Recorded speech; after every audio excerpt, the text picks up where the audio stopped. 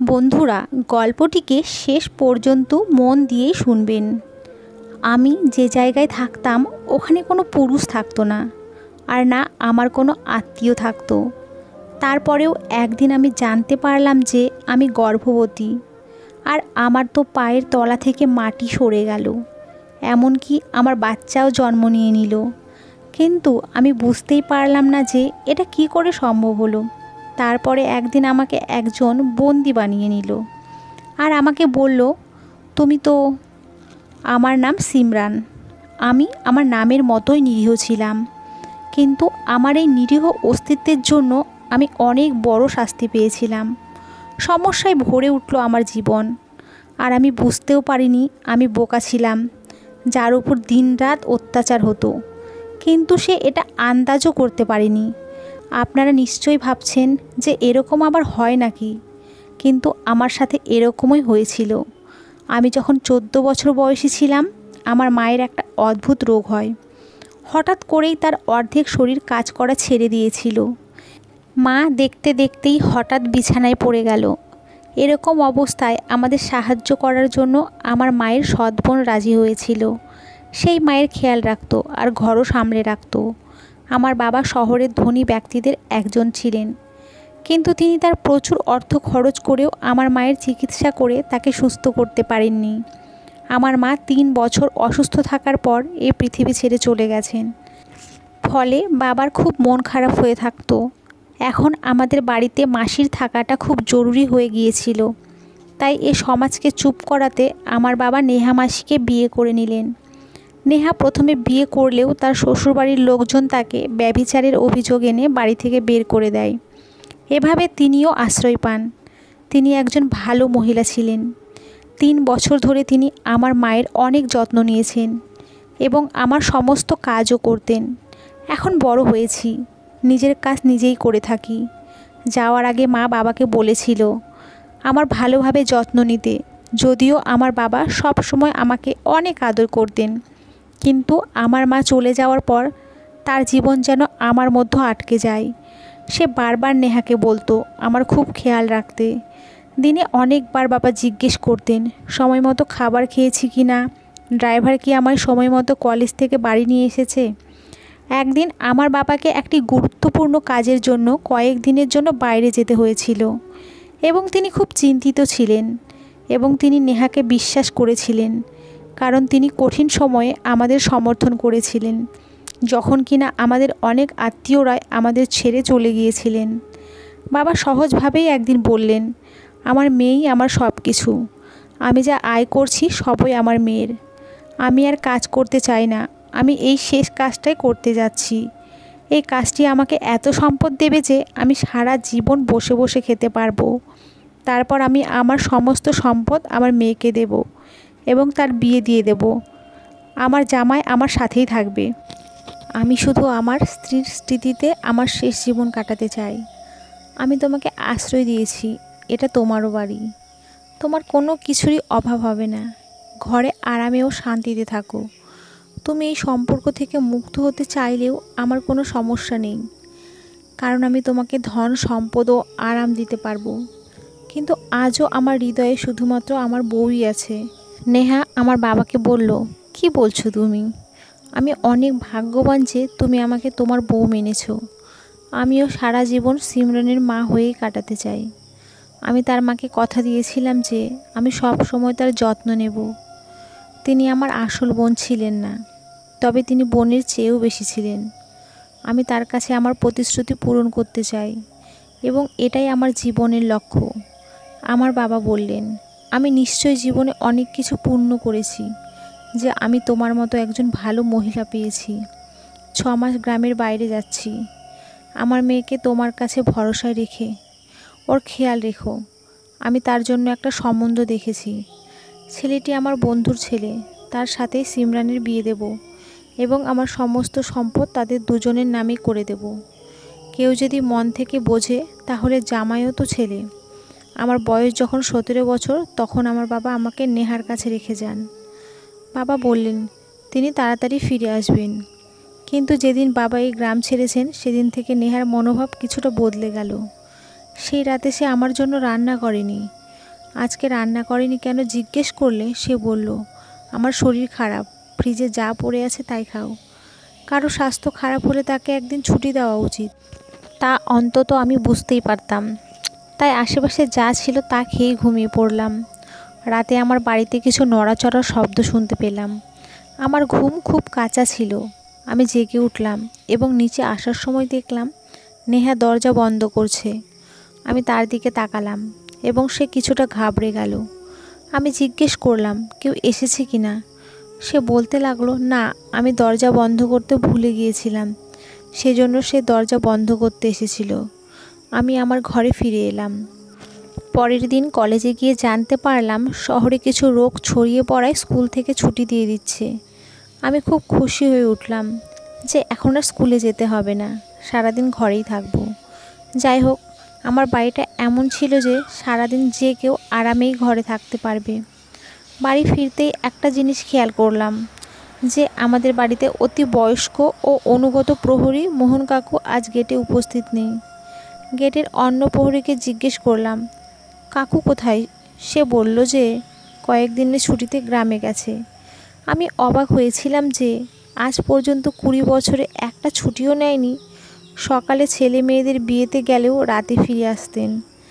কয়েকদিনের ছুটিতে তিনি কিভাবে গেলেন? মনে হয় এটি কোনো বড় ব্যাপার ছিল। যাই হোক, আমি আমার বাড়ি ফিরলাম। রাতে নেহা আমার জন্য আমার পছন্দের খাবার রান্না করেছিল এবং গতকাল সে আমার জন্য রান্না করেনি বলে আমার থেকে ক্ষমাও চেয়েছিল। সে বলল যে আমার বাবা চলে যাওয়ায় তার একটু মন খারাপ ছিল। আমি তাকে বললাম, তুমি কি আমার বাবাকে খুব ভালোবাসো? আমার মা আমার বাবাকে অনেক ভালোবাসতো। সে বলল, তোমার বাবা এত ভালো মানুষ যে কেউ তার প্রেমে পড়তে পারে। আমিও তার প্রেমে পড়তে শুরু করি, কিন্তু সে আমার দিকে তাকায়ও না। আমি ওর হাতের উপর হাত রেখে বললাম, তুমি আমার সৎমা হলেও আমি তোমাকে কখনো অপরিচিত মনে করিনি। বাবা ফিরে এলে আমি তাকে বলবো আমার মায়ের সাথে সে যেমন করে থাকতো ঠিক সে যেন তোমার সাথেও তেমন করেই থাকে। সে জিজ্ঞেস করতে লাগলো, তোমার বাবা তোমার মায়ের সাথে কেমন থাকতেন? আমি বলেছিলাম যে তিনি প্রতিদিন আমার মায়ের জন্য নতুন এবং দামি উপহার নিয়ে আসতেন, প্রায়ই বাইরে যেতেন। আমার মা আমার বাবার জন্য প্রতিদিন ভালো পোশাক পরতেন এবং তিনি তার প্রশংসা করতেন। দুজনকে একসাথে খুশি দেখে আমিও খুব খুশি হতাম। আমি শুধু তার সাথে কথা বলেছিলাম এবং আমার পছন্দের খাবার খাচ্ছিলাম।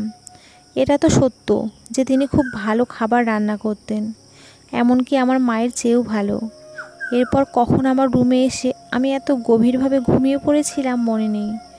সকালে যখন চোখ খুললাম আমি আমার বিছানায় শুয়ে আছি, কিন্তু আমি মনেই করতে পারছি না কিভাবে আমি আমার বিছানায় পৌঁছেছি। সকালে নেহাকে জিজ্ঞেস করলে সে বলল, তুমি নিজেই তোমার বিছানায় গিয়েছো। কিন্তু হ্যাঁ, তোমার খুব ঘুম হচ্ছে। এই বয়সে ঘুম এমনই হয়, কিছুই মনে থাকে না। এই বয়সে সত্যিই এমন ঘুম আসে, কিন্তু আমার ঘুম তো খুব কাঁচা ছিল।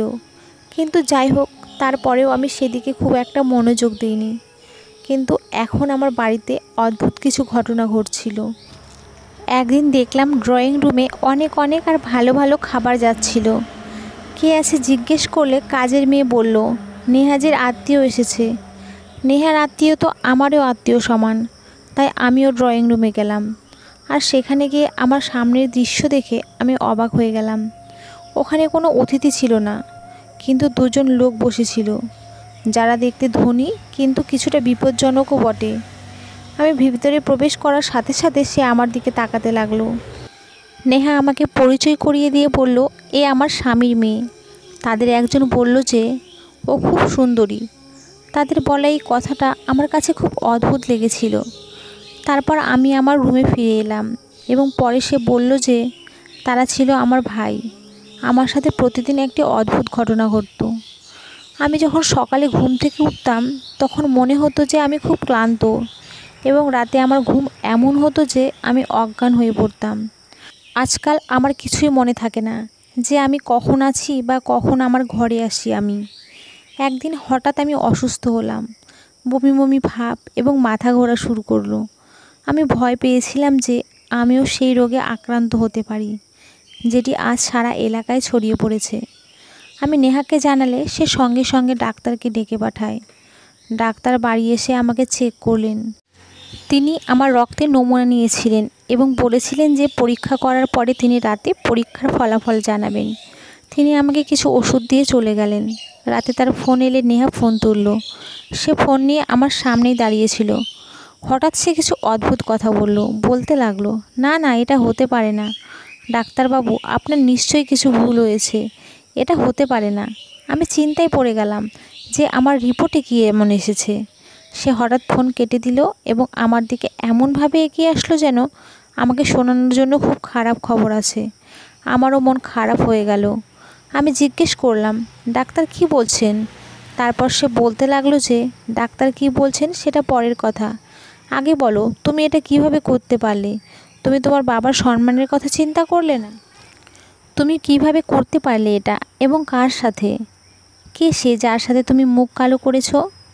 তোমার বাবা আমার ভরসায় তোমায় দিয়ে গিয়েছিল।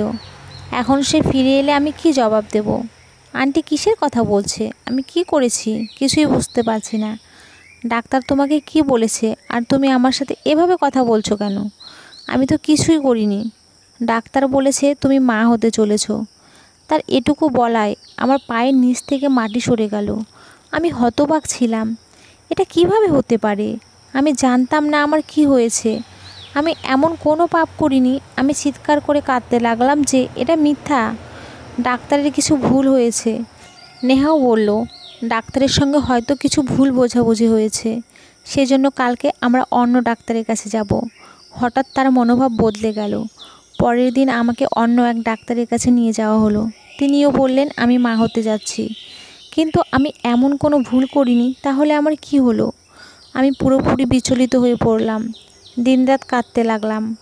আমরা ডাক্তারকেও বলেছিলাম যে আপনি কি এর কোনো সমাধান করতে পারবেন? ডাক্তার বললেন এই বাচ্চা মেয়েটি খুবই দুর্বল ও রক্তশূন্য। এমন কোনো কাজ কেউ যদি করে তবে তার জীবনে সমস্যা হতে পারে। আমাকে ঘরে ফিরিয়ে এনে সে বলল, তোমার বাবা আমার ভরসায় তোমাকে দিয়ে দিয়েছিলেন। এখন আমি তাকে কি জবাব দেব? আর একটা ঝামেলা হলো, সেদিনই যখন বাবা ফোন করে বললেন আমি তাড়াতাড়ি আমার কাজ শেষ করে নিয়েছি, তাই 3 সপ্তাহ পরেই ফিরছি। ডাক্তারের মতে আমার 2য় মাস চলছিল এবং আমার বাবা আসার সময় এটি 3 মাস হবে। বাবা ফিরে আসলো আর আমরা দুজনেই খুব চিন্তিত হয়ে পড়লাম। এখন তাকে কিভাবে বলবো? বাবা আমার সাথে দেখা করে খুব খুশি হলেন। তিনি আমাদের সাথে বসে খাবার খেলেন এবং নেহা রাতে তার সাথে কথা বলতে শুরু করলো। আমি আমার রুমে বসে ভাবছিলাম এখন কি হবে। এমন সময় হঠাৎ আমার রুমে বাবার চিৎকারের শব্দ আসতে লাগলো। আমি তো যেন জ্ঞান হারিয়ে ফেলবো মনে হচ্ছিল। বাবা আমার রুমে এসে এক এক করে কথা বলতে লাগলেন, জিজ্ঞেস করতে লাগলেন, এসব কি এসব? আমার ওই একই কথা, আমি কিছুই করিনি। কিন্তু আমার কথা কে শোনার ছিল? এই প্রথম বাবাকে আমার উপর এত রাগান্বিত দেখলাম। তিনি প্রথমবার এত রেগে গেলেন, এমনকি তিনি আমাকে চড়ও মারেন। আমি তোমার জীবন নিয়ে আর চিন্তা করি না, যা ঘটে ঘটুক। এখন আমরা এই সন্তান থেকে মুক্তি পাবো। যেখানে আমি বলবো সেখানেই তোমার বিয়ে হবে। বাবা আমার কথা শোনেননি, আমাকে কিছু বোঝানোর কোনো সুযোগও দেননি। তুমি দেখতে নিষ্পাপ, কিন্তু বাস্তবে এতটা বাজে। আজ তোমার মাও নিশ্চয়ই কষ্ট পাচ্ছেন যে এমন মায়ের মেয়ে কেমন হয়েছে। কথাটা শুনে আমি ভেতরে ভেতরে মরেই গেলাম। ভাবতে লাগলাম এখন মরে গেলেই ভালো। এই মেয়েটার জন্য আমি কি ভেবেছিলাম।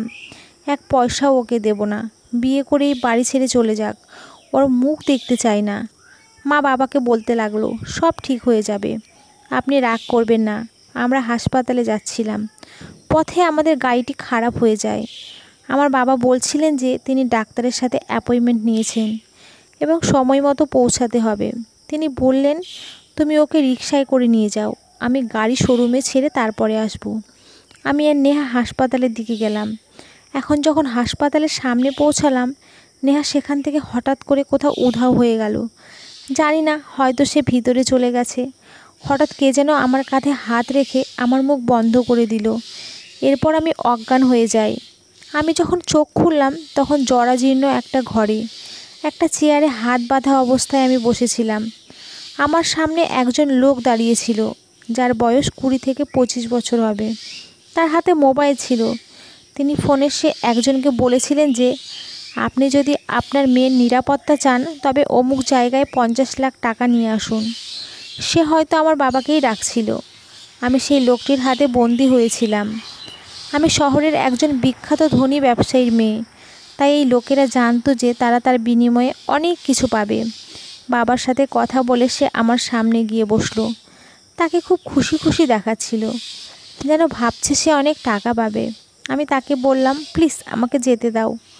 সে বলল, আমি তোমাকে ছেড়ে দেব, শুধু মুখ বন্ধ রাখো এবং তোমার বাবা টাকা না আনা পর্যন্ত চুপচাপ বসে থাকো।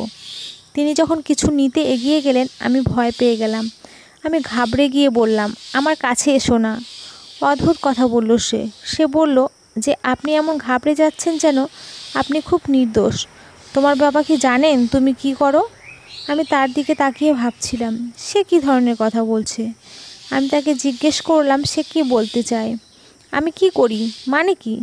সে বলল, আমার এক বন্ধু তোমার বাড়িতে গেছিল। তোমার মা তার সাথে তোমার দরদাম করেছে। তোমার বাবা এত বড় লোক, তবুও তোমরা মা মেয়ে এমন কাজ করো। আমার তো পায়ের নিচ থেকে মাটি সরে গেল, কারণ আমি জানতাম যে আমি এমন কাজ করি না। কিন্তু নেহা হয়তো আমার সাথে এসব করেছিল। বোধহয় সে আমাকে অজ্ঞান করে বাড়িতে লোকজন ডাকতো। আমার হৃৎপিণ্ড বের হওয়ার মতো স্পন্দিত হতে লাগলো। আমি খুব বাজেভাবে কাঁদতে লাগলাম। কিন্তু হঠাৎ আমার মাথায় একটা চিন্তা এলো। আমি লোকটিকে বললাম যে আপনি আপনার টাকা পাবেন। আমি আপনাকে কথা দিচ্ছি যে আমি আমার বাড়িতে ফিরে গেলে আপনাকে আরও টাকা দেব।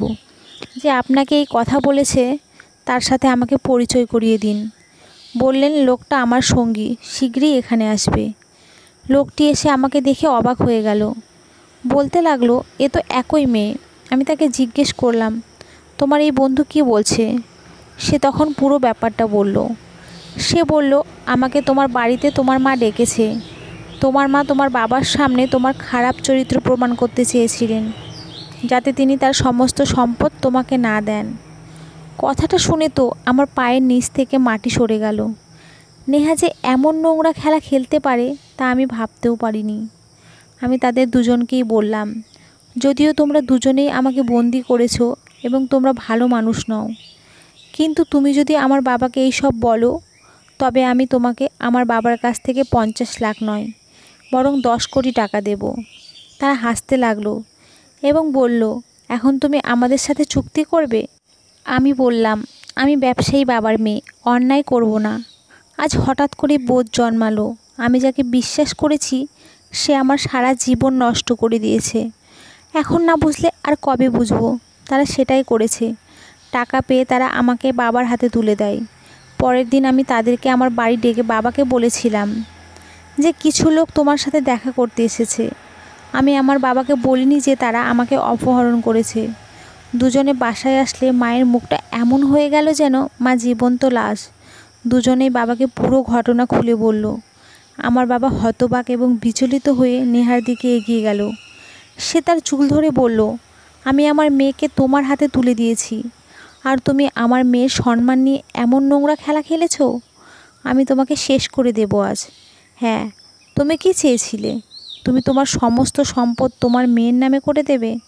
আমি 3 বছর দাসীর মতো তোমার স্ত্রীর সেবা করিনি, যাতে সমস্ত সম্পদ তোমার মেয়ের নামে চলে যায়? সে তার কৃতকর্মে লজ্জিত হয়নি। আমার বাবা ওকে মেরে ফেলতে গেলে আমি বাবার হাত ধরে নিলাম আর বললাম, ওকে মেরে ফেলে তুমি দোষী হবে কেন?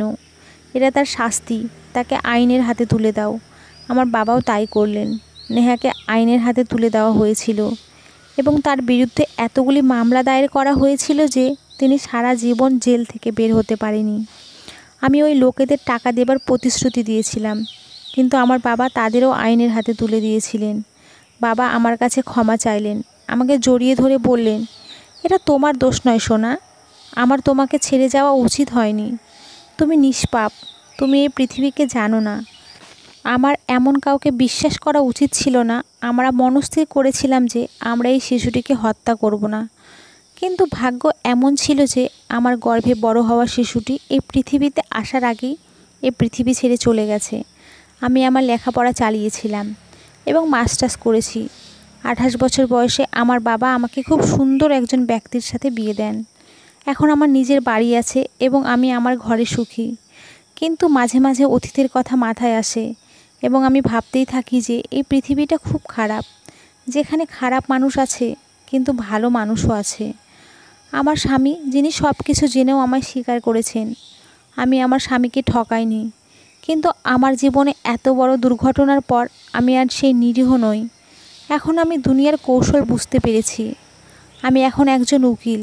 আমার মতো মেয়েদের মামলা আমি বিনা পয়সায় লড়ি এবং আমি সবাইকে বলি, আপনাদের মেয়েকে শক্তিশালী করুন।